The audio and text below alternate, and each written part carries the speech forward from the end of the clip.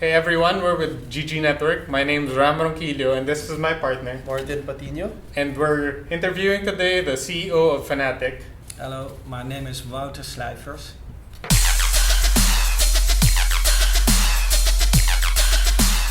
You became CEO, I think, in 2015 this year. Yep. So what has the experience been like for you in Fnatic? Well, first of all, it's probably definitely the most exciting job I've had so far. In fact, it's the first time where people seriously congratulated me and say like, "Wow, you got one of the best jobs in the world." Maybe it's been very exciting. It's also, if you look at the past year, so you're right, I joined in January and now in December.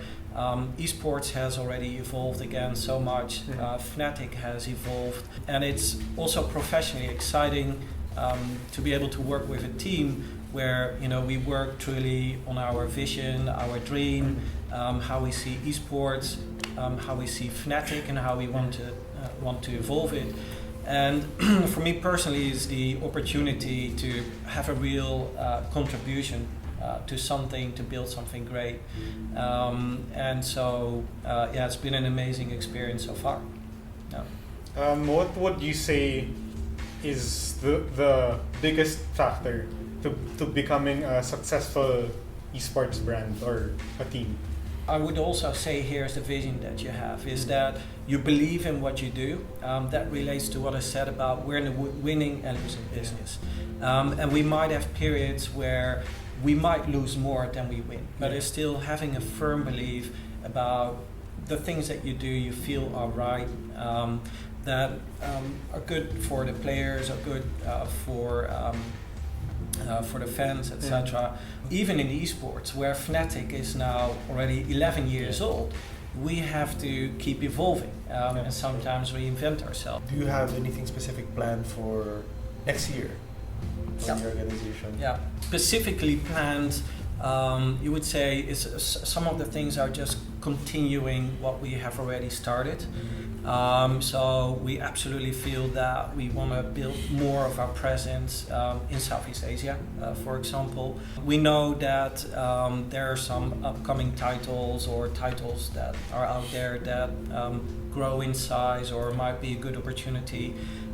So you could see us onboarding maybe a new team, adding to our roster. Maybe two. I should also mention we have launched our own hardware brand, so gaming mice and keyboards, which is quite transformative for Fnatic. Is how we're in esports, where we're actually now also in the business of gaming hardware. So we have specific things planned. Quite a bit of it is just further building on what we're already doing. And some other things for what we know is going to happen in esports. It could be in terms of leagues and so, and how we're going to how we are preparing ourselves in order to take part in that. You've also previously said that you want Fnatic to be a esports lifestyle brand. What do you exactly mean by that statement? Yeah, that's a good question, because we know it's a big ambition, it's a mouthful, and we're probably not the only one who has that ambition. The way, first of all, how I look at it and how I usually compare is that, in a way, esports or pro gamers are the new heroes. Where I'm getting at is with the Fnatic brand, we want to associate ourselves, or we want to give esports fans the opportunity to associate themselves with Fnatic. It is not only about being a fan of our players, of our teams, it's about the excitement of esports as a whole. We as a team, obviously, already since 2004, very much have that excitement into esports, and that is something that we just, we feel with the Fnatic brand further want to build on. So the lifestyle element is very much what other things than just competing in the games can we do in order to bring that excitement, and we feel makes part of, kind of like a gamer lifestyle. And one example of that is actually Fnatic gear. So it is a range of products we feel are what we call esports grade, so good quality at a fair price, and in a way, with the Fnatic brand makes part of the experience of Fnatic as a pro gaming organization. And that's one example, but it's possible that in the future, we do similar things that we feel make sense to become a lifestyle brand and are relevant and valuable to esports enthusiasts. All right. So speaking of all the other regions around the world, what made you decide to choose Southeast Asia as a place for you to expand first before other bigger regions like North America? Yeah.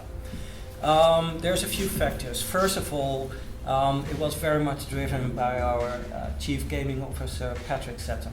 And Patrick has been quite an accomplished Counter-Strike player, and through that he has seen the world through his pro gamer career already. He is also passionate about the region. The other part is that in Northern America it requires quite an investment as well, and maybe the chance of success we feel for us is greater here than at start than maybe some other regions. That's because the passion is there. It works out well for us to collaborate or find persons that we can work with, and so it's a combination of factors, very much driven by Patrick, who understands the region quite well, understands the potential, understands the appetite for the region for esports, and in the same time we feel that for a global brand as Fnatic, in a way it feels as a greenfield, meaning there are lots of opportunities for us in this region that we feel are we can execute on and are easy to deliver. Will you be handling Southeast Asia similar to how you handle Europe? To a large extent, we will deal with it similarly. And yes, you're right, there are different countries and different languages and different preferences. But we absolutely have to take note about the differences as well, and so make it work. What do you think of or what's your opinion on the esports and gaming scene in Southeast Asia? First of all, it's extremely passionate. I think that there's a lot going on, and at times we're not even aware of it, and we find out later. And these are also good opportunities for Fnatic. I think that there's a lot of potential as well. So our Dota 2 team has some very good players, and I'm sure that there's probably still more to discover. So in a way, I hope that Fnatic can be, in a way, an example as well on maybe also have other brands to take an interest, or for local teams to see hey, here's how we can grow and expand. Where Southeast Asia can further build on is to show further the world about the potential which is there, how much interest there is for tournaments, etc. And maybe look at more indeed as we do as a region rather than a country approach.